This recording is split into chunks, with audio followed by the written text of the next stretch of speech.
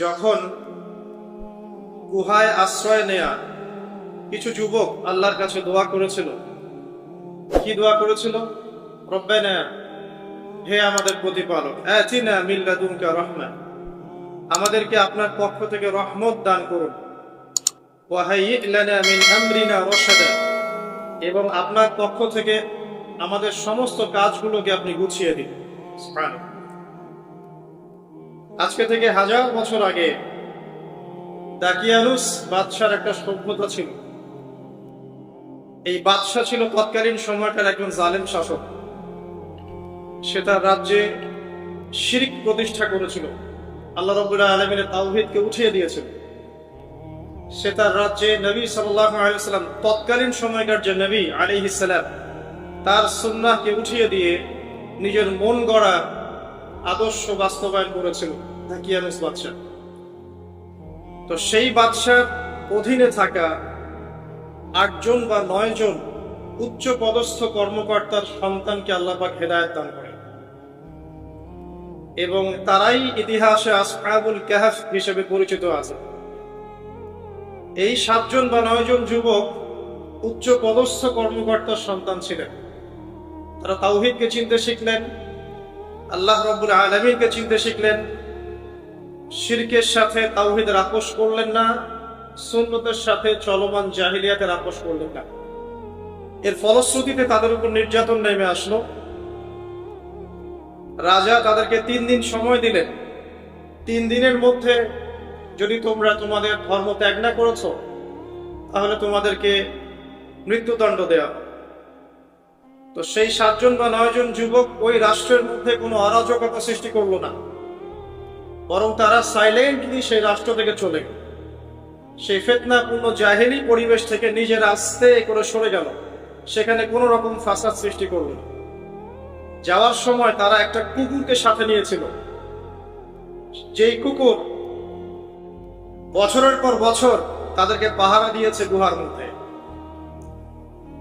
চলতি পথে একটা গুহায় তারা আশ্রয় নিয়েছিল, যে গুহার মধ্যে তারা ঘুমিয়ে পড়ে, এবং আল্লাহ রাব্বুল আলামিন 309 বছর পর তাদের ঘুম ভাঙায়।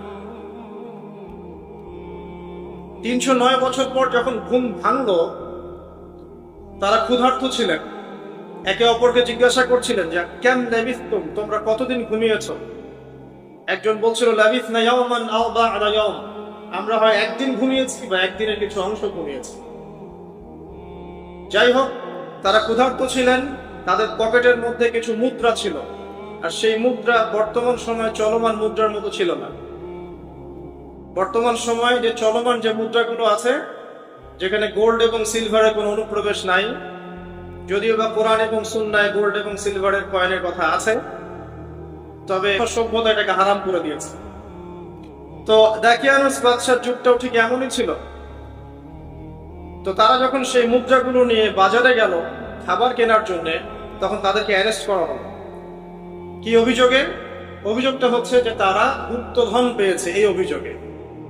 কিন্তু বাস্তবিক অর্থে তারা কোনো গুপ্তধন পায় নাই। তারা বলছিল আমরা গতকাল মাত্র এখান থেকে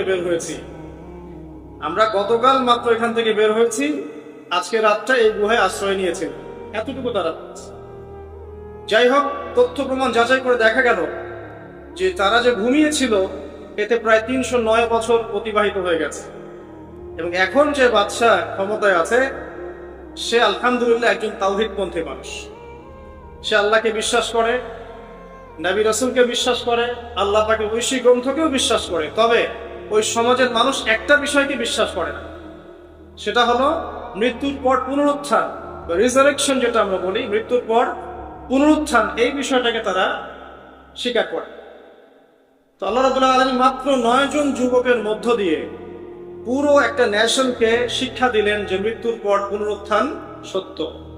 যে আল্লাহ রাব্বুল আলামিন 309 বছর ঘুম পাড়িয়ে রেখে জীবিত করতে পারেন, নিঃসন্দেহে সে আল্লাহ রাব্বুল আলামিন লক্ষ কোটি মানুষকে 1000 বছর পরেও জীবিত করতে পারবেন ইনশাআল্লাহ। এতে করে ওই পুরো সমাজটাই তাওহীদপন্থী হয়ে গেল আলহামদুলিল্লাহ। এই হলো আসহাবুল কাহফের ঘটনা, খুব সংক্ষিপ্ত করে বললাম। এই আসহাবুল কাহফ তারা কিন্তু উচ্চ পদস্থ কর্মকর্তার সন্তান ছিলেন এবং তারা ছিলেন যুবক। তারা কেউ কাউকে চিনতেন না, কিন্তু আল্লাহ পাক তাদের মধ্যে একটা হৃদয়ের বন্ধন দিয়ে দিয়েছে এবং তারা ওই রাষ্ট্রে কোনো ফাসাদ সৃষ্টি করেন নাই, কোনো অরাজকতা সৃষ্টি করেন নাই, তারা ভাঙচুর করে নাই, তারা হরতাল করে নাই, অবরোধ করে নাই, কিচ্ছু করেন নাই। তারা তাওহীদের দাওয়াত দিয়েছে, মানুষ কবুল করে নাই, তাদেরকে আলটিমেটাম দেওয়া হয়েছে, দিন পরিবর্তন করো, না হলে তোমাদেরকে মৃত্যুদণ্ড দেওয়া হবে। তারপর সে করে সেখান থেকে চলে গেছে, জাহেলিয়াত থেকে টোটালি ডিসকানেক্ট হয়ে গেছে। এরপরে আল্লাহ পাক তাদেরকে এমন একটা ঘটনা ঘটালেন যাতে করে পুরো একটা সভ্যতা হেদায়েত পেয়ে গেল। শুধু তাই নয়, এই ঘটনা কোরআনে থাকবে আর কোরআন কিয়ামত পর্যন্ত থাকবে ইনশাআল্লাহ। যত মানুষ কোরআন তেলাওয়াত করবে ইনশাআল্লাহ সবাই এই ঘটনার আলোকে হেদায়েত পাবে ইনশাআল্লাহ। তো দেখুন, অল্প কিছু মানুষকে দিয়ে আল্লাহ পাক বড় কমিউনিটিকে হেদায়েত দিতে পারে। তাদের দোয়াটা আমরা সবাই করি আজকে। তারা দোয়া করেছিল, রব্বানা আতিনা মিন লাদুনকা রাহমা ওয়া হাইয়্যি লানা মিন আমরিনা রাশাদা।